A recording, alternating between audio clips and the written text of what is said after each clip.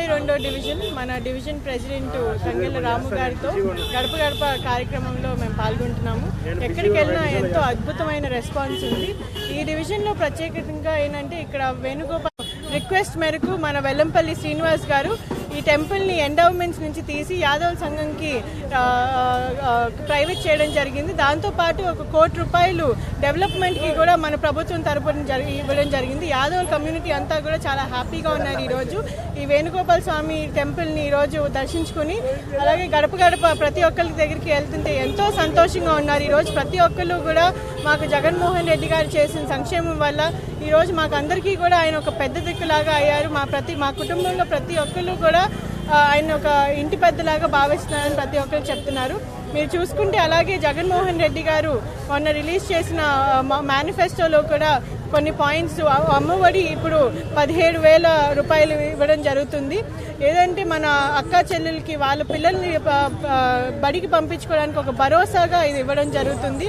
అలాగే మీరు చూసుకుంటే చేయూత కూడా ఇప్పుడు ₹150,000కి పెంచడం జరిగింది. కాపు నేస్తం ₹120,000కి పెంచడం జరిగింది. అలాగే చాలా రకాలుగా కూడా గత టర్మ్లో మన బడుల్ని ప్రభుత్వ బడులని అన్నింటినీ కూడా అభివృద్ధి చేయడం జరిగింది. నాడు నేడు పథకాల ద్వారా digital class rooms, English medium చేయడం, అలాగే ఐబీ కరికులంని నెక్స్ట్ ఇంట్రడ్యూస్ చేయబోతున్నారు.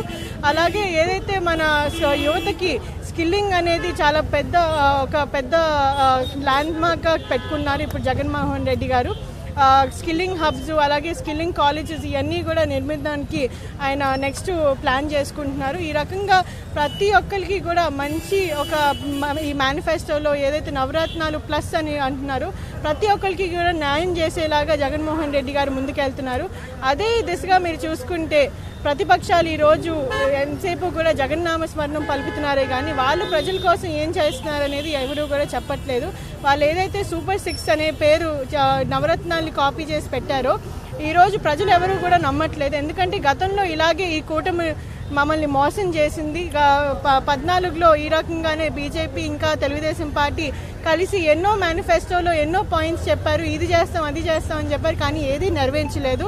సో ఈరోజు వాళ్ళు ఎన్ని చెప్పినా కానీ జగన్మోహన్ రెడ్డి గారు చెప్తే చేస్తారు అనే ఒక నమ్మకం అనేది ప్రజల్లో కనపడుతుంది. అలాగే కేశినేని నాని గారు ఈ విజయవాడకు ఒక పెద్ద కొడుకులాగా ఎప్పుడూ నిస్వార్థ సేవ అనేది ప్రజలకి ఇక్కడ చూపించడం జరిగింది. 8,000 కోట్ల ఇన్ఫ్రాస్ట్రక్చర్ ప్రాజెక్టులు అనేది ఆయన విజయవాడకి తీసుకొచ్చి ఇక్కడ విజయవాడ రూపురేఖలనే మార్చడం జరిగింది. అందుకనే కేశినేని నాని గారిని అలాగే ఇక్కడ స్థానికంగా ఆసిఫ్ గారిని జగన్మోహన్ రెడ్డి గారిని గెలిపించుకోవడం మా బాధ్యత అని ప్రతి ఒక్కరు కూడా తెలియజేస్తున్నారు.